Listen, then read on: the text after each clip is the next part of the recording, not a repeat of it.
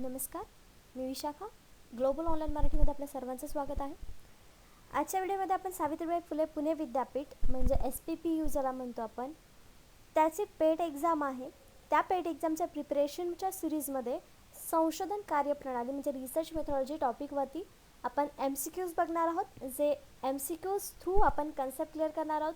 MCQचं जे आन्सर असणार आहे ती कन्सेप्ट आपण प्रत्येक वेळेला कव्हर करणार आहोत किंवा एक्सप्लेन करणार आहोत. म्हणजे प्रत्येक 10 क्वेश्चनच्या मागे आपल्याला 10 कन्सेप्ट क्लिअर होणार आहेत. तसंच आपण नंतर त्याचे थेअरी पार्ट देखील बघणार आहोत या व्हिडिओ सिरीज थ्रू. जे स्टुडंट्स या पेट एक्झामसाठी ॲपियर होणार आहेत किंवा ज्यांना या पेट एक्झामसाठी इंटरेस्ट आहे, पेट एक्झाम PhDमध्ये खूप इंटरेस्ट आहे, कारण ही आपण सगळ्यात मोठी युनिव्हर्सिटी मानतो किंवा पुणे युनिव्हर्सिटीचं PhDची डिग्री असणं आपल्याला खूप अभिमानाची गोष्ट वाटते. यासाठी जे एंट्रन्स एक्झाम आपण देणार आहोत, ती एंट्रन्स एक्झाम क्लिअर करण्यासाठी आम्ही तुम्हाला हेल्प करण्यासाठी एक कंप्लीट कोर्स घेऊन आलो आहोत रिसर्च मेथॉडॉलॉजीवर. म्हणजे 50 क्वेश्चन्स जे आहेत ते आपण या कोर्समध्ये कंप्लीट करणार आहोत. तर त्यामध्ये तुम्हाला मिळणार आहेत full syllabus video lectures on research methodology, full syllabus notes, 10 full syllabus test series on research methodology, complete guidance on PhD. हे सगळे पॉईंट्स तुम्हाला या कोर्समध्ये कंप्लीट होणार आहेत. म्हणजे तुमचे 50 मार्काची जी काही तयारी आहे ते या कोर्समध्ये कंप्लीट होणार आहे. आणि गॅरंटी आहे की 50 आउट ऑफ मॅक्झिमम पॉईंट्स तुम्हाला या टेस्ट सिरीज थ्रू मिळू शकतात. ही टेस्ट सिरीज जॉईन करण्यासाठी या दिलेल्या व्हॉट्सअप नंबरवरती मेसेज करायचा आहे. त्याची फीस फक्त 499 रुपये आहे. सुरू करूयाच्या प्रश्नांना. पहिला प्रश्न आहे, what is the name of conceptual framework in which the research is carried out? संशोधन करण्याच्या वैचारिक चौकटीचं नाव काय आहे? चौकट, वैचारिक चौकट इथे का म्हटलेलं आहे? कन्सेप्च्युअल फ्रेमवर्क इथे का म्हटलेलं आहे? नुसतं फ्रेमवर्क म्हटल्यानंतर तिथे आपण एक फ्रेम कुठल्याही प्रकारची असू शकते, पण इथं वैचारिक फ्रेमवर्क म्हटलं म्हणजे आपण विचार करून ठेवतो की अशी अशी आपल्याला बांधणी करायची आहे. ती चौकट, ती वैचारिक चौकट म्हणजे संशोधनाची काय आहे? तर त्या वैचारिक चौकट कशाला म्हणतात हा आपला प्रश्न आहे. आपले ऑप्शन्स आहेत, रिसर्च हायपोथेसिस संशोधन गृहीतक, सिनॉप्सिस ऑफ रिसर्च संशोधन सारांश, रिसर्च पॅराडिम म्हणजे संशोधन नमुना, आणि रिसर्च डिझाईन संशोधन डिझाईन ज्याला म्हणतो आपण संशोधन रचना. त्याचं करेक्ट आन्सर आहे डी, रिसर्च डिझाईन संशोधन रचना. कारण आपल्याला हे प्रत्येक वेळी लक्षात ठेवायचं आहे, जेव्हा कन्सेप्च्युअल फ्रेमवर्क हा वर्ड येतो तेव्हा तिथं ते रिसर्च डिझाईनशी रिलेटेड असतो. प्रश्न जो असतो तो आपला रिसर्च डिझाईनशी रिलेटेड असतो. कारण रिसर्च डिझाईनसाठीच आपल्याला एक फ्रेमवर्क बनवावं लागतं. मेंटल किंवा कन्सेप्च्युअल वैचारिक चौकट आपल्याला बनवावी लागते की आपला रिसर्च कसा असणार, आपल्या मेथड्स कुठल्या यूज करायच्या आहेत हे आधी आपल्याला विचार करावा लागतो. नंतर त्या कागदावर उतरवावं लागतात आणि नंतर मग आपल्याला ते इम्प्लिमेंट करावं लागतं आपल्या रिसर्चमध्ये. म्हणून जिथे जिथे फ्रेमवर्क वर्ड येईल तिथे तिथे आपल्याला रिसर्च डिझाईन हा वर्ड लक्षात ठेवायचा आहे किंवा ती कन्सेप्ट इथे आपल्याला लक्षात ठेवायची आहे. मग आपलं करेक्ट आन्सर इथे काय आलेलं आहे? डी. तर रिसर्च डिझाईन काय आहे? Research design is a framework of research methods and techniques chosen by the researcher. जसं मी म्हटलं की रिसर्चर्सकडून हे मेथड्स आणि टेक्निक ठरवण्यासाठी फ्रेमवर्क असतं. The design allows researchers to home in research methods and that are suitable for the subject matter and set up their studies up for the success. म्हणजे आपला research चांगला व्हावा यासाठी किंवा सक्सेसफुल राहावा यासाठी एक आपण ही चौकट असतो ज्याच्यामध्ये आपण मेथड्स ठरवत असतो की आपल्याला कुठली मेथड या रिसर्चमध्ये आपल्या निवडलेल्या सब्जेक्टमध्ये कुठली मेथड योग्य आहे ते इथे आपण ठरवत असतो. The research design of research topic explains the types of research. तर रिसर्च डिझाईनमध्ये देखील वेगवेगळे प्रकार आहेत, टॉपिक्स आहेत. ते कुठले कुठले आहेत? एक्सपेरिमेंटल, सर्वे, कोरिलेशनल, सेमी एक्सपेरिमेंटल, रिव्ह्यू. हे सगळे जे आहेत ते टाईप्स आहेत रिसर्च डिझाईनचे. पण हे आपण नंतर एखाद्या क्वेश्चनमध्ये येतील त्यावेळेस एक्सप्लेन करणार आहोत किंवा थेअरी पार्टमध्ये आपण बघणार आहोत. पण तोपर्यंत रिसर्च डिझाईनचे हे प्रकार आहेत हे आपल्याला लक्षात ठेवायचं आहे. And also it's sub types म्हणजे याच्यात सब टाईप्स पण आहेत. ते कोणते कोणते आहेत? Experimental design, research problem, descriptive, case study. Research डिझाईनचे हे प्रकार आहेत. नेक्स्ट क्वेश्चन म्हणजे 2 नंबरचा क्वेश्चन आपल्याला बघायचा आहे. Which of the following feature are consider as critical in qualitative research? गुणात्मक संशोधनामध्ये खालीलपैकी कोणती वैशिष्ट्य गंभीर मानली जातात? कुठले गुण किंवा वैशिष्ट्य जे आहे, फीचर जे आहे ते महत्त्वाचं मानलं जातं क्वालिटेटिव्ह रिसर्चमध्ये हे आपल्याला सांगायचं आहे. आपले ऑप्शन्स आहेत collecting data with the help of standardise research tools, म्हणजे प्रमाणित संशोधन साधनांच्या मदतीने डेटा गोळा करणे हे महत्त्वाचं वैशिष्ट्य आहे, की त्यापेक्षा वेगळे 3 आहेत अजून ते बघूयात. Design sampling with probability sample techniques, संभाव्यतेच्या नमुन्यांच्या तंत्रासह नमुना तयार करणे. Collecting data with bottom up empirical evidence, तळात अनुभवजन्य पुराव्यांसह डेटा गोळा करणे. Gathering data with top down schematic evidence, top down योजनाबद्ध पुराव्यांसह डेटा संकलित करणे. तर या सगळ्याच महत्त्वाच्या गोष्टी वाटतात आपल्याला एखादा रिसर्च तयार करताना. पण क्वालिटेटिव्ह रिसर्चचा महत्त्वाचा गुण काय आहे, तर आपल्या इथे करेक्ट आन्सर असणार आहे C, collecting data with bottom up empirical evidence. का तर आपल्याला जेव्हा आपण रिसर्च करतो तेव्हा तळापासून ते पूर्ण डोक्यापर्यंत किंवा वरचा जो हाय पॉईंट आहे तिथपर्यंत माहिती गोळा करावी लागते, डेटा कलेक्शन करावं लागतं, पण सोबत त्याला त्याचे पुरावेही लागतात. म्हणजे आपण कशाद्वारे ही माहिती खरी म्हणतोय किंवा तो त्याचा काय उपयोग आहे किंवा कुठून ही माहिती मिळवलेली, त्याचा स्रोत जो आहे तो व्हॅलिड आहे की नाही, ह्या सगळ्या माहिती आपल्याला एक्सप्लेन कराव्या लागतात, एव्हिडन्स द्यावे लागतात, पुरावे द्यावे लागतात. तेव्हा तो एक अनुभवजन्य रिसर्च, क्वालिटेटिव्ह रिसर्च असा मानला जातो. म्हणजे हे एक गंभीर महत्त्वाचं नाजूक असं एक वैशिष्ट्य आहे गुणात्मक संशोधनाचं असं आपण म्हणू शकतो. म्हणजे आपल्या इथे करेक्ट आन्सर सी आहे. टॉप डाऊन आणि बॉटम अप हे 2 वेगवेगळे प्रकार आहेत आपले डेटा कलेक्शनमधले, डेटा कलेक्शन मेथड्सचे. तर ते आपण एक्सप्लेन करून घेऊया.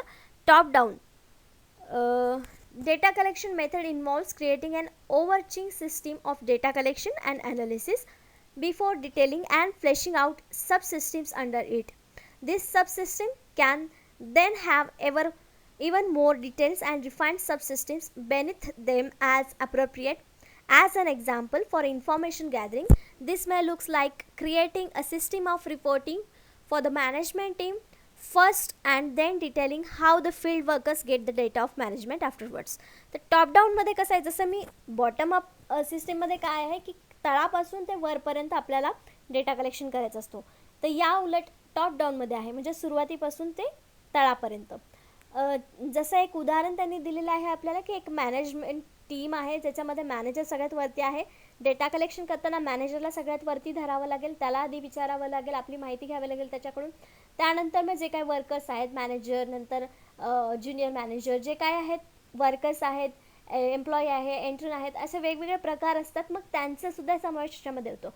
पण कसा टॉप डाऊन म्हणजे मॅनेजरपासून ते एंटर्नपर्यंत. नंतर काय आहे बॉटम अप. जसं टॉप डाऊन आहे तसंच बॉटम अप आहे. मग बॉटम अपमध्ये काय असणार आहे तर वर्करपासून स्टार्टिंग करणार आपण ते मॅनेजरपर्यंत पोहोचणार डेटा कलेक्शनच्या मेथडमध्ये. तरी पण आपण बघूया bottom up data collection methods involve piecing together system at the field level to give rise to more complex system further up the information ladder, in the process making this original system subsystem within the final design. This requires the elementary of bottom rung systems to be splashed out in a great detail before connecting them together to form the largest system. Using the information gathering example, this would look like first creating a data gathering model for the field worker and then deciding how the data will be transferred to the management team. त्याच्यामध्येच आपण जसं सांगितलं की मॅनेजमेंटचे एक उदाहरण घेतलं तसंच इथे वर्करपासून स्टार्ट केलं आणि मॅनेजमेंट टीमपर्यंत आपण पोहोचलो बॉटम अप सिस्टीममध्ये. हे 2 वेगवेगळे डेटा कलेक्शनच्या मेथड आहेत, top down and bottom up. Next question 3rd नंबरचा, how is random sampling helpful. यादृच्छिक सॅम्पलिंग कसे उपयुक्त आहे. आपल्याला माहिती आहे की सॅम्पलिंगचे वेगवेगळे प्रकार आहेत प्रोबॅबिलिटी आणि नॉन प्रोबॅबिलिटी सॅम्पलिंगमध्ये. तर हा एक प्रकार आहे रँडम सॅम्पलिंग. तो कसा उपयुक्त ठरतो. आपल्या ऑप्शन्स आहेत रिजनेबली ॲक्युरेट, अगदी अचूक असतो म्हणून, and economical method of data collection, data collection करण्याची एक आर्थिक पद्धत आहे, फ्री फ्रॉम पर्सनल बायस, वैयक्तिक पक्षपातीपासून मुक्त आहे, आणि D all of the above आहे. तर इथे रँडम सॅम्पलिंग म्हणजे काय की रँडम एखादा म्हणजे कुठलाही एक सॅम्पल निवडायचा जो अवेलेबल असेल त्याच्यातून कुठलाही एखादा आपल्याला निवडायचा आहे सॅम्पल. म्हणजे समजा 10 व्यक्ती आहेत जे आपल्याला एखादा गोष्ट म्हणजे शाळेतल्या शिक्षणाविषयी आपल्याला डेटा कलेक्शन करताना त्यांचं मत काय आहे हे आपल्याला जर गोळा करायचं असेल तर त्यामध्ये 10 व्यक्तींची मतं वेगवेगळी असतील. मग 10 मतांची 10 सॅम्पल्स घेण्याची गरज नाही आहेत. त्यातले आपण 3-4 घेतले, एक 2 नंबरचा, नंतर 5 नंबरचा, नंतर 7 नंबरचा, असे 2-4 जर सॅम्पल घेतले तर ते रँडम सॅम्पलिंग होणार. 10च्या 10 न घेता त्यातले फक्त सिलेक्टिव्ह रँडम सॅम्पल्स आपण सॅम्पलिंगसाठी घेणार आहोत रिसर्चसाठी. त्याला आपण रँडम सॅम्पलिंग म्हणतो. याला आपण डिटेलमध्ये बघू, पण याचं करेक्ट आन्सर आहे D, all of the above. का तर रँडम सॅम्पलिंग जसं मी सांगितलं की जे अवेलेबल आहेत त्याच्यातून आपल्याला निवडायचे असतात, म्हणून ते अगदी अचूक देखील असतात. अँड इकॉनॉमिकल मेथड आहे, म्हणजे डेटा संकलनाची एक आर्थिक पद्धत आहे, कारण त्याच्यामध्ये जास्त सर्च करावं लागत नाही किंवा ट्रॅव्हलिंग खर्च आपल्याला तिथे पडत नाही, म्हणून ही एक आर्थिक म्हणजे कमी पैशामध्ये होणारी सॅम्पलिंग आहे. फ्री फ्रॉम पर्सनल बायस, वैयक्तिक पक्षपातीपासून मुक्त आहे, कारण कुठलाही एखादा व्यक्ती घेतो तिथे आपलं मत नसणार आहे. जो व्यक्ती समोर आपल्याला येणार आहे ती सॅम्पलिंगसाठी आपल्याला उपयोगी येणार आहे, म्हणून इथे तिन्ही ऑप्शन्स जे आहेत आपले ते करेक्ट आहेत, तिथे आपल्याला उपयुक्त आहेत, म्हणून आपलं करेक्ट आन्सर तिथे आलेला आहे D, all of the above वरील सर्व. Random sampling is a part of sampling technique in which a sample has equal probability of being chosen. A sample chosen randomly is meant to be an unbiased representation of total population. जे वैशिष्ट्य आपण आपल्या प्रश्नाच्या ऑप्शन्समध्ये बघितली तीच वैशिष्ट्य आपल्याला इथे सांगितलेलं आहेत रँडम सॅम्पलिंगची, की हे एक टेक्निक आहे जे प्रोबॅबिलिटी इक्वल प्रोबॅबिलिटी असते, म्हणजे कुठल्याही व्यक्तीची निवड होण्याची याच्यामध्ये शक्यता असते, की फक्त एकाच ग्रुपचा व्यक्ती तिथे आला पाहिजे असं नाही, तर तिथे प्रोबॅबली रँडमली आपण व्यक्ती सिलेक्ट करू शकतो रिसर्चसाठी सॅम्पल म्हणून. पण याचाच अर्थ हे कशामुळे म्हणजे अनबायस असण्याचे पक्षपातीपणा इथे होऊ शकत नाही, कारण ते आपण रँडमली चॉईस करतो.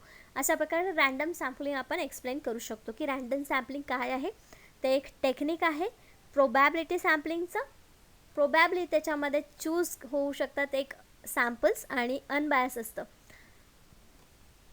नेक्स्ट क्वेश्चन बघतो आपण 4 नंबरचा. Research intents to explore the result of possible factors for the organization of effective mid day meal intervention which research method will be the most appropriate for this study. एक संशोधन प्रभावीपणे mid day जेवण हस्ताक्षेपांच्या संस्थेच्या संभाव्य घटकांच्या परिणामांचा शोध घेण्याचा विचार करते, तर या अभ्यासासाठी कोणती संशोधन पद्धत सर्वात योग्य असेल, असा आपला प्रश्न आहे. आपल्याला मिड डे मील माहिती आहे. मिड डे मील ही जी स्कीम होती, स्कूल्समध्ये जे स्टुडंट्स आहेत त्यांना पोषक आहार मिळावा यासाठी स्कूलमध्ये इंटरव्हलमध्ये जेवण दिलं जायचं. आता लॉकडाऊनमुळे शाळा तर बंद आहेत, पण त्यांच्या अंतर्गतच काही स्टुडंट्सच्या अकाउंटवरती पैसे जमा करण्याची स्कीम गव्हर्नमेंटने काढलेली आहे. मिड डे मीलच्या बदल्यात म्हणता येईल किंवा त्याच्या अंतर्गत म्हणता येईल. पण हे मिड डे मीलचं जेव्हा आपल्याला परिणामांचा अभ्यास करायचा आहे तेव्हा कुठली संशोधन पद्धत आपल्याला इथे योग्य ठरणार आहे हे सांगायचं आहे. तर ऑप्शन्स आहेत डिस्क्रिप्टिव्ह सर्वे मेथड्स, वर्णनात्मक सर्वेक्षण पद्धत, हिस्टोरिकल मेथड, ऐतिहासिक पद्धत, एक्स पोस्ट फॅक्टो मेथड, आधीची post facto method, experimental method, प्रायोगिक पद्धत. तर इथे करेक्ट आन्सर आहे आपला C, ex post facto method. Ex post facto method इथे का आलं आपलं आन्सर, कारण इथे एक स्कीम लागू झालेली आहे ऑलरेडी, त्याच्यावरती काम चालू आहे, पण त्याच्या परिणामांचा अभ्यास आपण फ्युचरमध्ये करतो आहे. मग त्याच्या परिणामांचा अभ्यास आपण करतो आहे, तर तो एक्स पोस्ट फॅक्टो मेथड असणार आहे, एक्स पोस्ट फॅक्टो रिसर्च असणार आहे, म्हणून आपल्या इथे करेक्ट आन्सर सी आलेला आहे. मग आपण बोलू शकतो की हिस्टोरिकल मेथड का नाही, ती हिस्ट्री नाही आहे, घडून गेलेली घटना नाही आहे, कंटिन्यू होती आहे, पण आधीपासून होती आहे, त्याच्या परिणामांचा अभ्यास करतोय आपण, म्हणून ते एक्स पोस्ट फॅक्टो मेथड इथे आहे. Ex post facto study or after the fact research is category of research design in which the investigation starts after the fact has occurred without interference from the researchers. The majority of social research in context which it is not possible to acceptable to the manipulate and characteristics of human participants is based on ex post facto research design. तर x post फॅक्टोचं वैशिष्ट्य असं आहे की हे fact जसेच्या तसं मांडतं, ह्याच्यामध्ये human interference काय नसतो किंवा होण्याचे चान्सेस हे कमी असतात. म्हणजे आपली मिड डे मीलची जी स्कीम आहे त्याचा परिणाम आपल्याला आत्ता या प्रेझेंट डेमध्ये दिसतोय आणि आपण मागच्या एक्स पोस्ट फॅक्टोवरून त्याचे परिणाम काढतोय, म्हणजे त्याच्यामध्ये कुठलाच इंटरफेरन्स नसणार आहे. जो ऑलरेडी त्याच्यावरचा परिणाम दिसून आलेला आहे तोच आपल्याला इथे आपल्या रिसर्चमध्ये मांडावा लागणार आहे. कुठलाही व्यक्ती किंवा व्हेरिएबल त्याच्यामध्ये मॅनिप्युलेशन करू शकत नाही, हे त्याचं कॅरेक्टरिस्टिक्स आहे. अशा प्रकारे आपण एक्स पोस्ट फॅक्टो काय आहे किंवा x post facto research design काय आहे हे आपण सांगू शकतो. नेक्स्ट क्वेश्चन आहे 5th नंबरचा. In order to pursue the research, which of the following is priorly required? संशोधनासाठी पुढीलपैकी कोणत्या गोष्टीची पूर्तता करणे आवश्यक आहे, म्हणजे संशोधनासाठी खालीलपैकी कुठली गोष्ट सर्वात आवश्यक आहे. ऑप्शन्स आहेत डेव्हलपिंग अ रिसर्च डिझाईन, संशोधन डिझाईन विकसित करणे, फॉर्म्युलेटिंग अ रिसर्च क्वेश्चन, संशोधन प्रश्न तयार करीत आहे, deciding about the data analysis procedure, data विश्लेषण प्रक्रियेबद्दल निर्णय घेत आहे, फॉर्म्युलेटिंग अ रिसर्च हायपोथेसिस, संशोधक गृहीतक बनवणे. तर इथे आपल्याला कुठली गोष्ट सर्वात आवश्यक आहे हा प्रश्न आहे. तर हायपोथेसिस, डेटा ॲनालिसिस ह्या सगळ्या नंतरच्या स्टेप्स आहेत रिसर्चच्या. पण सगळ्यात पहिले आपल्याला डिझाईनच्या पण अगोदर आपल्याला क्वेश्चन पाहिजे, कारण समस्याच नसेल आपल्यासमोर, आपल्याकडे समस्या नसेल तर आपण रिसर्च कशावर करणार, हो ना. म्हणून तिथे क्वेश्चन आपल्याला आधी फॉर्म करता आला पाहिजे, प्रश्न तयार करता आला पाहिजे, म्हणजे ही आपली सगळ्यात बेसिक नीड आहे रिसर्चसाठीची. मग इथे आपलं करेक्ट आन्सर काय येणार आहे, बी, फॉर्मॅटिंग अ रिसर्च क्वेश्चन, संशोधन प्रश्न तयार करत आहे, हा आपला इथे आवश्यक घटक आहे संशोधनासाठीचा. What is research problem, research problem म्हणजे काय, it refers to some difficulty which a researcher experience in the context of either theoretical or practical situation and wants to obtain a solution for the same. A research problem can be simply defined as a statement that identifies the problem or situation to be studied. तर research problem म्हणजे थोडक्यात इथे सांगितलेलं आहे की एक problem आहे, solution शोधायचं आहे त्याच्यावरती, मग ते सोल्युशन काय असणार, आपलं रिसर्च असणार आहे. तर रिसर्च प्रॉब्लेमला आपण स्टेटमेंट म्हणून घेऊ शकतो, ज्याच्यावर आपल्याला सोल्युशन शोधायचं आहे. कुठल्याही सिच्युएशनचा प्रॉब्लेम सॉल्व्ह करण्यासाठी ते स्टेटमेंट आवश्यक असतं. प्रॉब्लेमच नसेल तर आपण त्याच्यावर सोल्युशन काय शोधणार, बरोबर ना. आपण आयुष्यातही जगताना असंच करतो ना, जर एखादी समस्या समोर आली तरच त्याच्यावर सोल्युशन शोधतो, डायरेक्ट सोल्युशन शोधायला जातो का आपण, नाही. मग इथं देखील पहिली स्टेप रिसर्चची काय आहे, रिसर्च प्रॉब्लेम सर्च करणं किंवा रिसर्च प्रश्न तयार करणं. नेक्स्ट क्वेश्चन आहे 6th, which one among the following statement is falls in the context of participatory research. सहभागी संशोधनाच्या संदर्भात खालीलपैकी कोणते विधान चुकीचे आहे हे विचारलेलं आहे. नेहमी पेपर सॉल्व्ह करताना, कुठल्याही एक्झामला जाताना आपल्याला प्रश्न नीट वाचायचा असतो. करेक्ट आन्सर आपल्या जवळच असतं, ओळखीचं असतं, पण आपण प्रश्न चुकीचा वाचतो म्हणून आपण उत्तरही चुकीचं देतो. मग इथं आपल्याला काय प्रश्न विचारलेला आहे की कोणतं विधान चुकीचं आहे, म्हणजे त्यातले 3 विधानं बरोबर आहेत आणि एकच चुकीचं आहे, ते कोणतं आहे ते आपल्याला सांगायचं आहे. ऑप्शन्स आहेत, it recognize knowledge as a power, हे ज्ञानाला सामर्थ्य म्हणून ओळखतं. It is collective process of enquiry, ही चौकशीची सामूहिक प्रक्रिया आहे. It emphasizes people as a expert, हे तज्ज्ञ म्हणून लोकांना जोर देते किंवा ओळख देते. Its sole purpose is the production of knowledge, त्याचा एकमात्र उद्देश ज्ञानाची निर्मिती आहे. सगळेच बरोबर वाटत आहेत आपल्याला संशोधनाबद्दल, हे सगळे जे वाक्य आहेत ती सगळीच बरोबर वाटत आहेत, पण यातला एक चुकीचं आहे आणि ते आन्सर आहे डी, इट्स सोल. सोल जो आहे तो चुकीचा वर्ड आहे इथे. Its purpose is to production of knowledge, हे आन्सर आपलं विधान स्टेटमेंट बरोबर झालं असतं, पण आपला इथं इट्स सोल पर्पज म्हटलेलं आहे, म्हणजे एकमात्र उद्देश दिलेला आहे. तर याचा एकमात्र उद्देश हा नाही, याचे अनेक उद्देश आहेत. जे आपण वरती बघितले ते सुद्धा त्याचे उद्देशच आहेत असं आपण म्हणू शकतो. म्हणून आपल्या इथं करेक्ट आन्सर काय आलेलं आहे, डी, हे विधान चुकीचं आहे. सहभागी संशोधन, participatory रिसर्चच्या कॉन्टेक्स्टमध्ये. The researcher work with the members of the community to understand and resolve the community problems, to empower community members and to democratize research. The methods of participatory research includes group discussions of personal experience, interviews, surveys, analysis and public documents. तर participatory research म्हणजे आपल्याला माहिती आहे की सगळे participate करून तिथं research होतो आणि त्यामध्ये कुठल्या कुठल्या मेथड्स यूज होतात, तर group discussion, personal experience, interviews, surveys, analysis of public documents, या सगळ्याचा तिथे वापर होतो पार्टिसिपेटरी रिसर्चमध्ये. नेक्स्ट क्वेश्चन आहे 7th नंबरचा, what does the longitudinal research approach actually deal with. रेखांशाचा संशोधन दृष्टिकोन प्रत्यक्षात कशाचा सामना करतो.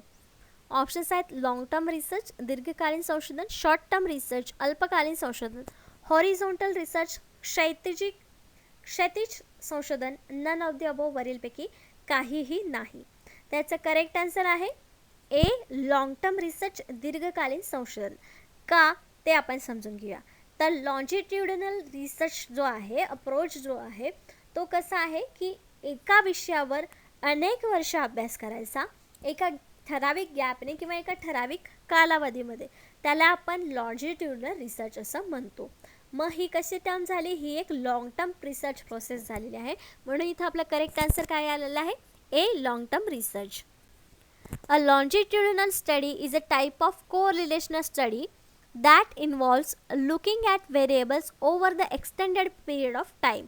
तर याच्यामध्ये काय सांगितलेलं आहे की एकाच व्हेरिएबलवर बराच काळ आपण संशोधन किंवा स्टडी करत असतो. This research can take place over the period of weeks, months or even years. तर हा कालावधी काही आठवड्यांचा असू शकतो, काही महिन्यांचा असू शकतो, तर काही वेळेस हा काही वर्षांचा देखील असू शकतो. In some cases, longitudinal studies can last several decades. काही वेळेस longitudinal studies करताना डिकेड्स म्हणजे 10 वर्ष देखील डिकेड्समध्ये हा स्टडी केला जाऊ शकतो लॉन्जिट्युडिनल स्टडीमध्ये. म्हणून याला आपण काय म्हणतो, लॉंग टर्म रिसर्च असं म्हणतो. आपलं करेक्ट आन्सर तिथं ए आलं होतं, long term research. Next question आहे 8th नंबरचा. Evaluation research is concern with dash dash.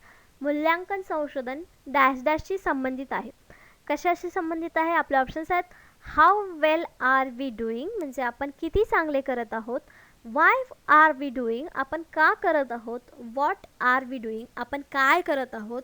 आणि दी नन ऑफ दी अबो. तर इव्हॅल्युएशन या वर्डवरूनच आपल्याला समजायला पाहिजे की आपण इव्हॅल्युएशन म्हणजे काय करतो, तर मूल्यांकन करतो स्वतःचं. एक्झाम्स वगैरे होतात त्याच्यामध्ये देखील इव्हॅल्युएशन होतं, म्हणजे तुमचं ज्ञान किती आहे हे मोजलं जातं, मूल्यांकन केलं जातं. म्हणजेच इथं आपलं करेक्ट आन्सर काय असणार आहे, a how well are we doing. इव्हॅल्युएशनचा मेन मोटो काय आहे, कन्सर्न काय आहे की आपण किती चांगल्या प्रकारे काम करत आहोत किंवा आपण जे करत आहोत ते किती चांगल्या प्रकारे करत आहोत याच्यावरती ते इव्हॅल्युएशन रिसर्च असतो, कन्सर्न असतो. Evaluation research is defined as a form of disciplined and systematic inquiry that is carried out to arrive at the assessment and appraisal of the object, program, practice, activity or the system with the purpose of providing information that will be used of decision making. तर evaluation research कशासाठी होतो, त्याच्यामध्ये आपल्याला price देण्यासाठी, ऑब्जेक्टला praise करण्यासाठी, appraisal देण्यासाठी, activity किती चांगली झाली हे बघण्यासाठी, सिस्टीमचा पर्पज जो आहे तो झाला की नाही फुलफिल हे बघण्यासाठी आपण इव्हॅल्युएशन रिसर्च करत असतो. किंवा त्याचा उपयोग आपल्याला डिसिजन मेकिंगसाठी देखील होतो. जसं की उदाहरणार्थ नवीन मशीन्स जर बाजारात आले असतील तर त्याचं इव्हॅल्युएशन होतं, मग ती मशीन योग्य आहे की नाही किंवा त्याच्यामध्ये आणखीन काही सुधारणा पाहिजेत यावरती डिसिजन घेण्यासाठी, डिसिजन मेकिंगसाठी हे इव्हॅल्युएशन रिसर्च आपल्याला उपयोगी पडते. नेक्स्ट क्वेश्चन बघूया 9th नंबरचा. Which of the following does not correspond to the characteristics of research. पुढीलपैकी कोणते संशोधनाच्या वैशिष्ट्याशी संबंधित नाही. ऑप्शन्स आहेत. रिसर्च इज नॉट पॅसिव्ह संशोधन निष्क्रिय नाही. रिसर्च इज अ सिस्टमॅटिक संशोधन पद्धतशीर आहे. Research is not a problem oriented संशोधन ही समस्या प्रधान नाही. Research is a not process संशोधन ही एक प्रक्रिया नाही. त्याच्यामध्ये वैशिष्ट्य आहेत सगळी, ही सगळी जी आहेत ती वैशिष्ट्य आहेत संशोधनाची. संशोधन का व्हावं किंवा कशासाठी केलं जातं किंवा त्याच्यामध्ये काय वैशिष्ट्य असतात म्हणजे ते संशोधन आहे हे आपण ओळखू शकतो. तर एक एक आपण बघूया ज्याच्यामध्ये आपल्याला एक संबंधित नाही असं ओळखायचं आहे. तर research is a not passive संशोधन निष्क्रिय नाही. बरोबर आहे ना, संशोधन आपलं ॲक्टिव्ह असतं, त्याच्यामध्ये सतत काहीतरी क्रिया करावी लागते म्हणजे ते ॲक्टिव्ह असतं. निष्क्रिय नाही म्हणजे ते ॲक्टिव्ह आहे. म्हणजे इथं आपलं हे पहिलं वाक्य जे आहे, फर्स्ट स्टेटमेंट जे आहे ते करेक्ट आहे. नेक्स्ट आहे रिसर्च इज अ सिस्टमॅटिक संशोधन पद्धतशीर आहे. बरोबर, त्याच्या वेगवेगळ्या स्टेप्स आहेत, मेथड्स आहेत म्हणून ते एक पद्धतशीर आहे संशोधन. Research is a not problem oriented संशोधन ही समस्या प्रधान नाही, प्रॉब्लेम ओरिएंटेड नाही. प्रॉब्लेम आपल्याला लागतो पण कशासाठी, सोल्युशन शोधण्यासाठी. म्हणून आपलं हे देखील करेक्ट आन्सर आहे. मग नेक्स्ट जे आहे ते रिसर्च इज नॉट प्रोसेस संशोधन ही एक प्रक्रिया नाही. मग हेच जे वैशिष्ट्य आहे ते आपलं करेक्ट आन्सर आहे D. Research is not process संशोधन ही एक प्रक्रिया नाही, कारण हे सिस्टमॅटिक आहे, पद्धतशीर आहे, निष्क्रिय नाही. म्हणजेच ही एक प्रोसेस आहे, त्याच्यामध्ये वेगवेगळ्या प्रोसेसने स्टेप्सने आपल्याला ती क्रिया सतत करावी लागते. म्हणजेच ती एक कंटिन्यू प्रोसेस आहे रिसर्चची. ती कंप्लीट झाल्यावरच आपला रिसर्च पूर्ण होतो. म्हणून इथं आपलं जे डी आन्सर आहे, दी करेक्ट ऑप्शन जे आहे ते इथे चुकीचं आहे स्टेटमेंट, म्हणून आपला ऑप्शन करेक्ट इथं डी आलेला आहे. रिसर्च कॅरेक्टरिस्टिक्स काय काय आहे? Originates with the question or a problem, म्हणजे सुरुवात कुठून होते तर प्रॉब्लेम किंवा समस्येपासून होते. रिक्वायर्स क्लिअर आर्टिक्युलेशन ऑफ गोल्स, म्हणजे जे काय आपले ध्येय आहेत त्याच्यासाठी हे क्लिअर विजन असलं पाहिजे, आपलं गोल्स काय आहेत ते क्लिअर असले पाहिजेत रिसर्चसाठी. Follows a specific plan or procedure, systematic plan आणि प्रोसिजर तिथं फॉलो केली तर आपण रिसर्चपर्यंत पोहोचतो. Often divides main problem into sub problems, तर ह्याच्यामध्ये रिसर्चचा अजून एक कॅरेक्टरिस्टिक्स काय आहे तर मेन प्रॉब्लेम आणि त्याच्यानंतर त्याचे सब प्रॉब्लेम्स काय आहेत. जसे की आपण म्हणतो की पाण्याचा प्रॉब्लेम आहे, हा मेन प्रॉब्लेम झाला. सब प्रॉब्लेम्समध्ये काय आहे ना, त्याचं पाणी कमी आहे की जास्त आहे, म्हणजे हिमालयामधला बर्फ वितळतोय ते पाणी जास्त होणार आहे. आणि दुसरा प्रॉब्लेम काय असणार तर एकीकडे प्यायचं पाणी लोकांना मिळत नाही आहे. हे दोन सब प्रॉब्लेम्स असणार आहेत मेन प्रॉब्लेमचे. हे देखील एक रिसर्चचं कॅरेक्टरिस्टिक्स आहे. Guided by the specific problem, question or the hypothesis, तर ते एक स्पेसिफिक प्रॉब्लेम जो आहे तो क्वेश्चन, हायपोथेसिस या गोष्टींनी दर्शवतो किंवा गाईड करत असतो. एक्सेप्ट सर्टन क्रिटिकल अझम्पशन्स, आपण काही काही अझम्पशन्स करत असतो रिसर्चमध्ये, हे एक आपलं कॅरेक्टरिस्टिक्स आहे. Requires collection and interpretation of data, ह्याच्यामध्ये कलेक्शन डेटाचं आणि इंटरप्रिटेशन डेटाचं आवश्यक असतं, कारण त्यावरच आपला रिसर्च खरा किती आहे, व्हॅलिड किती आहे हा ठरत असतो. तर अशी काही आपली रिसर्चचे कॅरेक्टरिस्टिक्स म्हणजे रिसर्चची वैशिष्ट्ये आहेत ती आपण एक्सप्लेन करू शकतो. नेक्स्ट क्वेश्चन 10वा. Which of the following options are the main task of research in modern society, आधुनिक समाजातील संशोधनाची मुख्य कामे कोणती आहेत किंवा मुख्य कार्य कोणते आहेत. Options: to learn new things, नवीन गोष्टी शिकण्यासाठी. To keep pace with the advancement in knowledge, ज्ञानाच्या प्रगतीमध्ये गती ठेवण्यासाठी. To systematically exam and critically analyse the investigation sources with the objective, उद्देशाने तपासणी स्रोतांचे पद्धतशीरपणे परीक्षण करणे आणि त्याचे विश्लेषण करणे. डी ऑल ऑफ दी अबो, तर आपलं इथं करेक्ट आन्सर असणार आहे डी ऑल ऑफ दी अबो. हे सगळेच उद्देश आपल्याला संशोधनासाठी आवश्यक आहेत किंवा मुख्य कार्य आहेत संशोधनाचे असं आपण म्हणू शकतो, म्हणून इथं आपलं करेक्ट आन्सर डी आलेलं आहे. तिन्ही गोष्टीवरची मुख्य कार्य जे आहेत ते आधुनिक समाजामध्ये संशोधनाचे आहेत असं आपण म्हणू शकतो. तर इथे अजून काही कार्य दिलेले आहेत टू मॉडर्न सोसायटीमध्ये रिसर्चची, ते असे to keep pace with the advancement in knowledge, जे आपण आता बघितलं. टू डिस्कवर न्यू थिंग्स, नवीन गोष्टी शोधण्यासाठी देखील हे रिसर्च आवश्यक आहे मॉडर्न सोसायटीमध्ये. To write critique in the earlier writings, म्हणजे जे काय आधी जास्त गोष्टी झालेल्या आहेत त्याच्यावरती क्रिटिक गोष्टी लिहिण्यासाठी नवीन मॉडर्न सोसायटीमध्ये हे संशोधन होणं गरजेचं आहे. To systematically examine and critically analyse the investigation source with the objectivity, जो आपण मागे बघितला आहे पॉईंट. आणि हे चारही जे ऑप्शन्स आहेत ते बरोबर आहेत, म्हणजे तिन्ही ऑप्शन आपले करेक्ट आहेत. तिन्ही कार्य मॉडर्न सोसायटीमध्ये संशोधन करत असतो, म्हणून आपलं करेक्ट आन्सर दी आलं होतं all of the above. Thank you. आजच्या लेक्चरचे 10 प्रश्न आणि 10 कन्सेप्ट आपल्या इकडेच संपलेले आहेत. नेक्स्ट सेशनमध्ये आपण नवीन 10 कन्सेप्ट शिकणार आहोत, ज्या कन्सेप्ट आपल्याला रिसर्च मेथॉलॉजीमध्ये मिळतात आणि आपल्याला पूर्ण सिलॅबस अशा प्रकारे कवर करायचा आहे येणाऱ्या पेट एक्झामला क्लिअर करण्यासाठी. आजच्या सेशनसाठी थँक्यू.